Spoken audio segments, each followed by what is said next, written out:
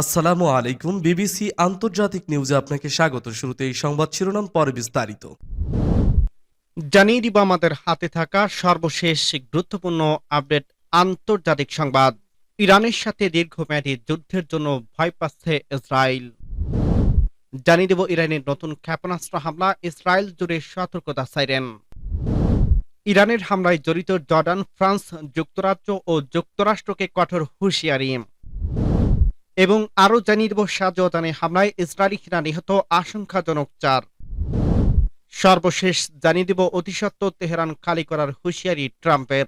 শুনছিলেন সংবাদ শিরোনাম, এরপর বিস্তারিত। তার আগে অনুরোধ থাকবে, ভিডিওটি যদি ভালো লেগে থাকে ভিডিওটিতে একটি লাইক এবং কমেন্ট করে জানিয়ে দিন ভিডিও সম্পর্কে আপনার মূল্যবান মতামত, এবং আরো কমেন্ট করে জানিয়ে দিন ভিডিওটি আপনি কোথা থেকে দেখছেন এবং শুনছেন।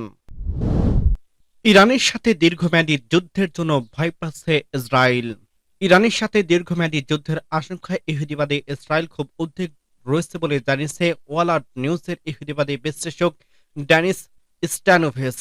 তিনি এক নিবন্ধে লিখেছে, যুদ্ধ চলছে, কিন্তু ইসরায়েলের আশঙ্কা হলো এটি দীর্ঘমেয়াদী যুদ্ধে পরিণত হতে পারে। এমন হলে তা ইসরায়েলের জন্য বড় বিপদ ডেকে আনবেন। স্ট্যানোভিস আর বলেন, যদি যুদ্ধ দীর্ঘ সময় ধরে চলে তাহলে তা ইসরায়েলি অর্থনীতি এবং সমাজকে ভেঙে ফেলবে। দখলদার ইসরায়েলের জায়নিস সেন্টার ফর সিকিউরিটি রিসার্চের গবেষণা এবং সামরিক গোয়েন্দা পরিষেবার ইরান বিষয়ক ডেস্কের সাবেক এই প্রধান বলেন, ইসরায়েলের এটা বুঝতে হবে যে ইরানের পরমাণু বা ক্ষেপণাস্ত্র কর্মসূচি সম্পূর্ণরূপে বন্ধ করার ক্ষমতা তাদের নেই এবং দ্রুত ইরানের সাথে তাদের যুদ্ধ শেষ করতে হবে। তিনি বলেন, এই পরিস্থিতিতে ইসরায়েলি কর্মকর্তারা যুদ্ধ শেষ করার বিষয়ে ঐক্যমত পৌঁছাতে পারছেন না, তারা বিভ্রান্তিতে রয়েছেন। সূত্র পার্সটোরে। ইরানের নতুন ক্ষেপণাস্ত্র হামলা, ইসরায়েল জুড়ে সতর্কতা সাইরেন। ইরান ইসরায়েল আরো হামলা চালিয়েছে। মঙ্গলবার 17 জুন ভোরে ইসরায়েলের বেশ কয়েকটি অংশে সাইরেন বেজে ওঠে যখন ইরান তাদের নবম আক্রমণ শুরু করে, যা ভোর পর্যন্ত অব্যাহত চলে।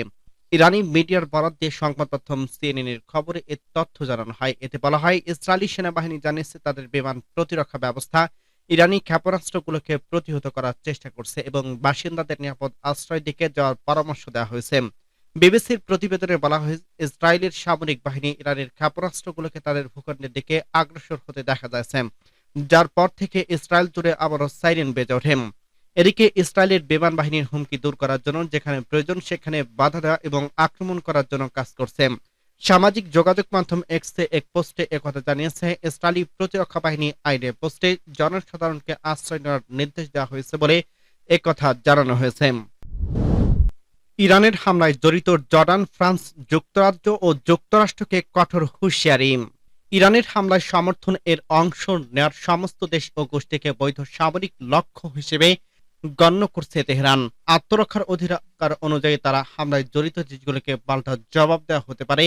ইরান বলছে, অমানবিক এবং অপরাধমূলক এই হামলা শুরু হওয়ার পর স্পষ্ট হয়েছে অনেক দেশ এবং আন্তর্জাতিক পক্ষ প্রকাশ্যে এক গোপন ইসরায়েলের সমর্থন ও সহায়তা দিয়েছে। উদাহরণ হিসেবে জর্ডান, ফ্রান্স, যুক্তরাজ্য এবং যুক্তরাষ্ট্রকে উল্লেখ করে বলা হয়েছে তারা জেট বিমান, আকাশ প্রতিরক্ষা এবং জাহাজ সরবরাহ করে আকাশে হামলার অংশ নিয়েছে।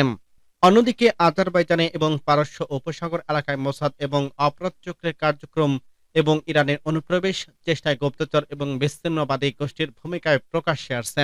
ইরান বলছে, যে সমস্ত দেশ ও গোষ্ঠী এই ষড়যন্ত্রে জড়িত রয়েছে তারা সবাইকে আত্মরক্ষার অংশ হিসেবে টার্গেট করা হতে পারে।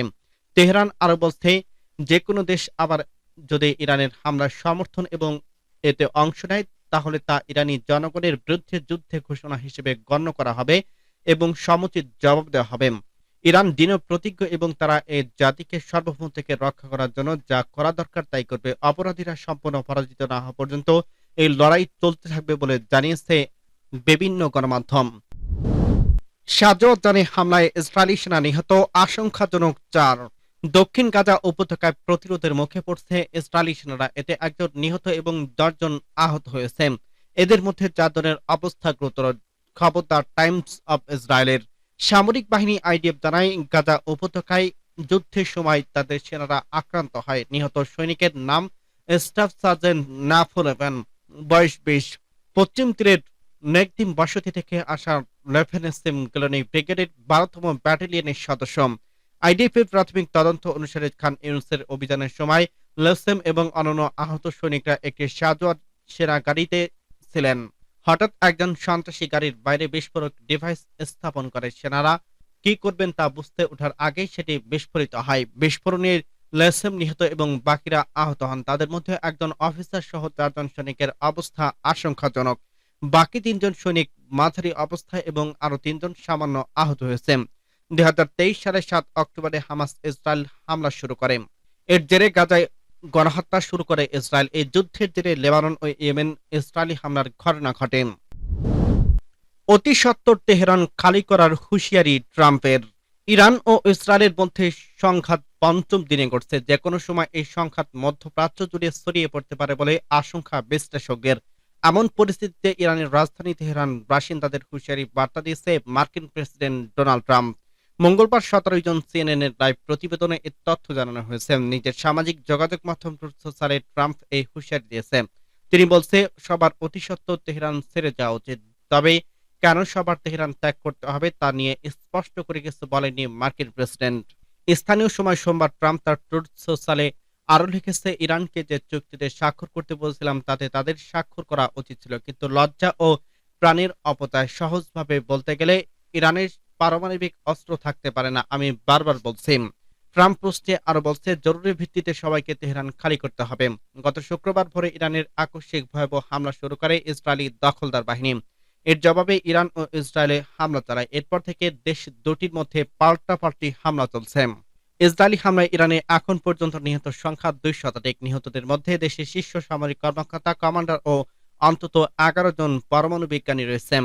অন্যদিকে ইরানি হামলায় ইসরায়েলের নিহত সংখ্যা 20 জন ছাড়িয়ে গেছে।